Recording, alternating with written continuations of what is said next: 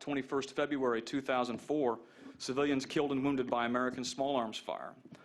During another nighttime patrol, and this was an unusually friendly neighborhood, whatever that means, but this was a neighborhood where people came out and waved. People didn't really seem to hate us. We're riding around and we hear an IED blast up ahead in the road, and we hear AK-47 fire, and then we hear M16s firing back, which is our rifles. So we can tell that some of our people are in a fight up there. So we race ahead, eager to get into some of the action.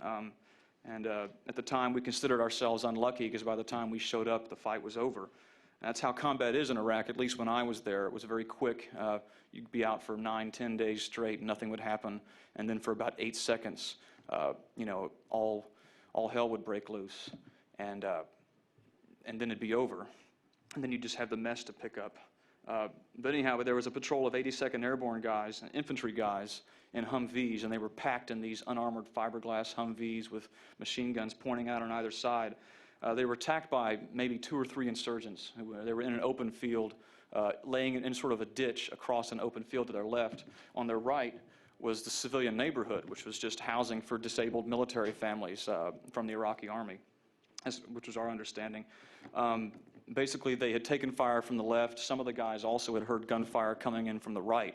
So the whole platoon returned fire in both directions. And an 82nd Infantry platoon is no laughing matter. When they all get going, that's a lot of automatic weapons. That's a lot of guys who know how to use them and have used them a lot. That's a lot of firepower going off on both sides of the road there.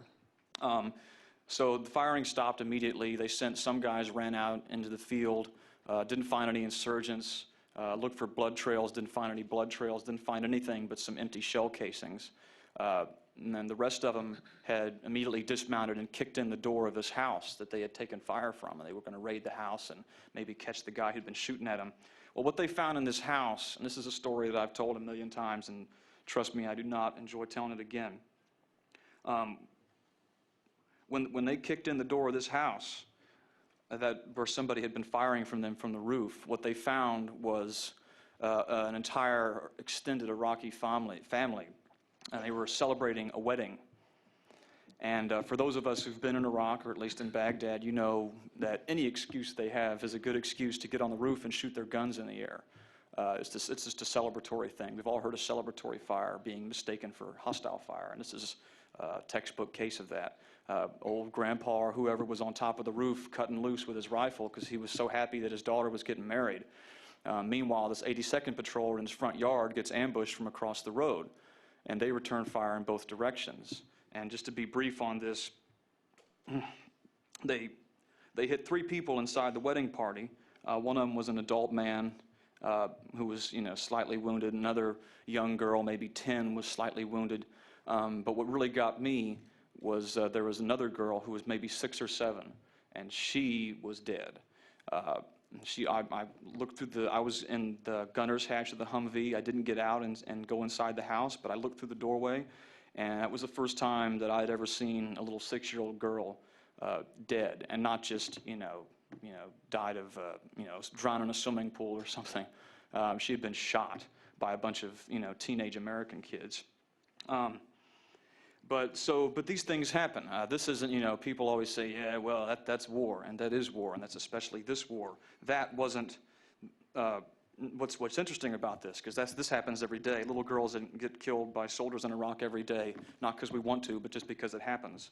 Well, what happened was the 82nd Patrol just sort of mounted up and they rode off. Like they just got the hell out of there. It wasn't their zone, it was our zone.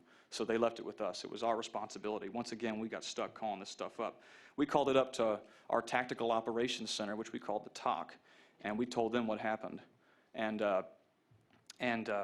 basically they told us to continue mission. They said Charlie Mike, and that's military jargon for continue mission. And so we didn't want to be there anymore. We just hopped up in our Humvees and rode out. And we didn't even have a translator, and we didn't speak Arabic. We couldn't even say sorry, We just hopped in our vehicle and rode off. This incident does not reflect negligence on the part of the soldiers directly involved, but it does illustrate the carelessness with which the U.S. military handles civilian casualties on the battlefield.